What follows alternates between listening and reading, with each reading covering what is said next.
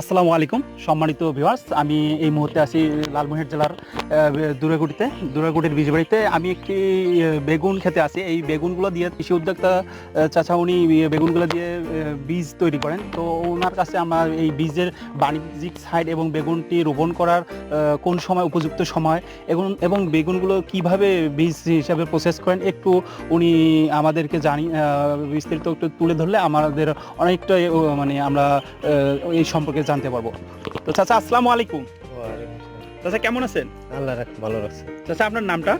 নাম হলো মুস্তফা। মুস্তফা? জি। তো আমারও নাম তো মুস্তফা। তো অনেক ভালোই লাগলো।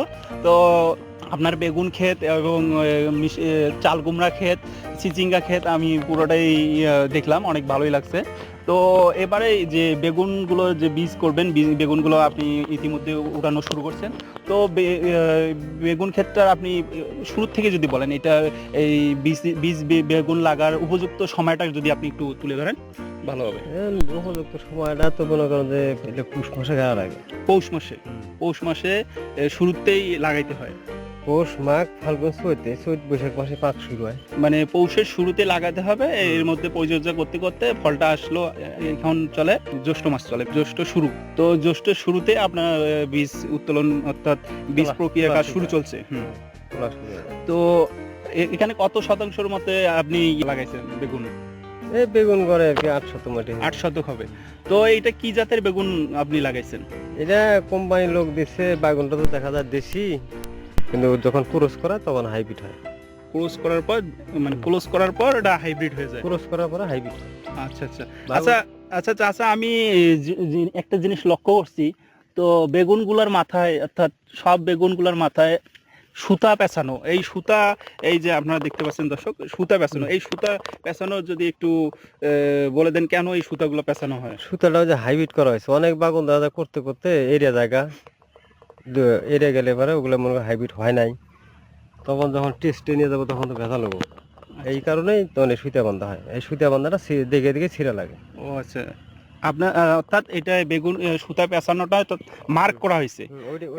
এই মার্কের মাধ্যমে বোঝা যাবে কোনটা কোন জাতের। হ্যাঁ হ্যাঁ। চাচা 8 শতক জায়গায় 8 বেগুন লাগাইছেন, অর্থাৎ এখানে কি পরিমাণ নেট এবং শুরু থেকে কত টাকা আনুমানিক খরচ হয়েছে এই পর্যন্ত? এই জায়গা 50,000 টাকা গেছে। 50,000 টাকা মানে শুরু থেকেই কমপক্ষে 50,000 টাকা গেছে। আমার তো হিসাব নাই। তারপর আপনার নিজের শ্রম বাদেই, আপনার নিজের শ্রম সহ না? শ্রম তো আমরা হিসেবই ধরি। ও এটা অর্থাৎ আপনি নিজের শ্রম বাদ দিয়ে 50,000 টাকা ব্যয় হয়েছে এ পর্যন্ত। তো সে তুলনায় আপনি কত টাকা রেসপেক্ট করতেছেন, কত টাকা পাবেন?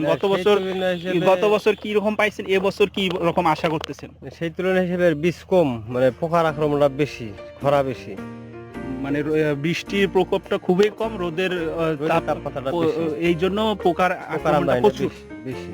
পোকার কারণেই বেশি সব নষ্ট হয়ে গেল, প্রায় বাগুনই নষ্ট। তো তারপরেও আপনি কি রকম আশা করতেছেন?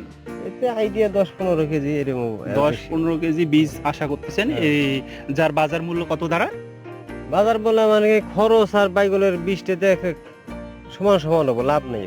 মানে লাভের পরিমাণ যদিও হয় খুবই সীমিত, না হওয়ার মতোই। তো গত বছর কি রকম, মানে গত বছর আদা মাটি করছিলাম 75-76-77 হাজার টাকা বিক্রি করছিলাম বীজ। মানে খরচ কি রকম হয়েছিল? ওই থেকে খরচ কম গেছিল, অতিরিক্ত হাই 20,000 টাকা খরচ। 20,000, অর্থাৎ ওখানে 20,000 টাকা খরচ করে 75,000 টাকা পেয়েছে। এবার 50,000 টাকা খরচ করে সমান সমান আপনি মানে কোনো বেনিফিটের আশাই আপনি করতে পারতেছেন না। কারণ এবার আবহাওয়ার বৈরী আবহাওয়া, কারণ প্রচুর রোদ খরা মধ্যেই ফসলটা উৎপাদন হয়েছে, সেই তুলনায় পোকার আক্রমণটা বেশি হয়েছে। আচ্ছা, আপনি কৃষি অফিসে কি যোগাযোগ করছেন? এই পোকার আক্রমণটা ওনারা কোনো সলিউশন দিতে পারে নাই? না আমরা ওখানে যাইনি, জান নাই। আগেও বিয়ে করে তো খুঁজিয়ে পাওয়া যায় না।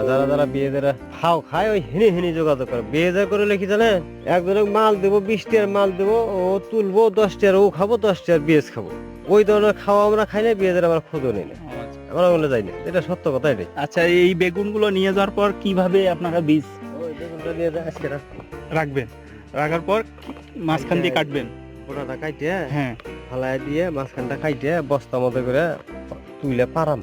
পারাইলে তো খসা দিবেন হ্যাঁ, পা খসা দিয়ে। আর যাদের মেশিন আছে তারা তো মনে মেশিনটা ভাঙায়, ও আচ্ছা আচ্ছা। মেশিন নেই। এটা ম্যানুয়ালি পদ্ধতি, তারপর রোদের মধ্যে শুকাতে হবে। তারপরে ধুইয়া ওইটার মধ্যে শুকান লাগে, এরপর যা শুকানোর পরে সিনে শুকাই টুকাই দিয়ে ওজন করে পরে জমা দেয়। জমা দেয় বা ওরা নিয়ে যায়। হ্যাঁ, আচ্ছা চাচা, একটা জিনিস ক্লিয়ার করুন, প্রতি কেজি বীজ আপনারা কত টাকায় বিক্রি করেন? এটা ওরা 3,000 টাকা ধরে। পার কেজি বীজ 3,000 টাকা হ্যাঁ। আপনার কাছ থেকে নেবে ওরা। আচ্ছা, আপনার বেগুন ক্ষেত ছাড়াও আমি দেখলাম এই চাল কুমড়া ক্ষেত, চিচিঙ্গা ক্ষেত, এগুলো কিরকম, মানে কিরকম কি পরিচর্যা করতেছেন, না কিরকম বেনিফিট আশা করতেছেন? ওরা ওই যে তুলি হাট বাজারে বেশি খরচ করে খাই এটাই আর কি। আচ্ছা আচ্ছা, নিজের লাভের খরচটা আশা- চালানোর জন্য লাভের এটা আশা লাগানো। নাই, হাটের যে খরচটা আহ, খরচটা হইলে- স্বল্প পরিমাণে আর কি লাগাইছেন। খরচটা হইলে গেছে।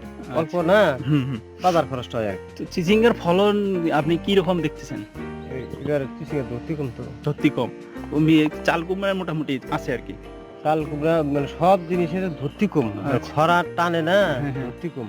যারা ওই যে যদি কৃষি অফিস থেকে লোক এসে দেখাশোনা করে আমাদের মানে আইলে আমার সুবিধা হয়, যদি আচ্ছা আচ্ছা আইলে আমার সুবিধা হয়, আমি মনে করেন উপার্জন আচ্ছা, না। যদি চাচা বলতেছে যদি কৃষি অফিস থেকে যেহেতু উনি বীজ উৎপাদন করেন, এখানে আমি পাশেও ক্ষেত একটা দিলাম, করলা ক্ষেত, ওখানেই ওনারা বীজ উৎপাদন করতেছেন। তো যদি এখানে কৃষি অফিস থেকে লোক এসে পরামর্শ দিয়ে এই পোকা দমনের সলিউশনটা ওনারা দিতে পারতো, তো চাচা আরো অনেক আশা করছিল, তো অনেক বীজ বেশি পাইতো। তো পোকার আক্রমণের জন্য চাচা অনেক কম বীজ পাবে আশা, সেই তুলনায় চাচা লসও হওয়ার সম্ভাবনা দেখতেছেন। তো এত টাকা ইনভেস্ট করার পর যদি লস বা সমান সমান হয়ে যায়, তো সে তুলনায় তো কৃষি আবাদে কৃষকদের মন একটু নারাজ হয়ে উঠবে। তো আমি আশা করতেছি যারা কৃষি সেকশনটা দেখাশোনা করতেছেন, আপনারা যদি এই বীজ উৎপাদনকারীদের একটু সলিউশন দিয়ে সাহায্য সহযোগিতা করেন, তো অনেকটাই কৃষকরা স্বাবলম্বী। কৃষি সম্পর্কিত নতুন নতুন ভিডিও পেতে চাইলে চ্যানেলটি সাবস্ক্রাইব করে ভিডিওতে একটি লাইক দিন এবং আপনার মহামূল্যবান মন্তব্য করতে বলবেন না। দেখা হবে নতুন কোনো ভিডিও নিয়ে, সে পর্যন্ত সুস্থ থাকুন, ভালো থাকুন, আল্লাহ হাফেজ।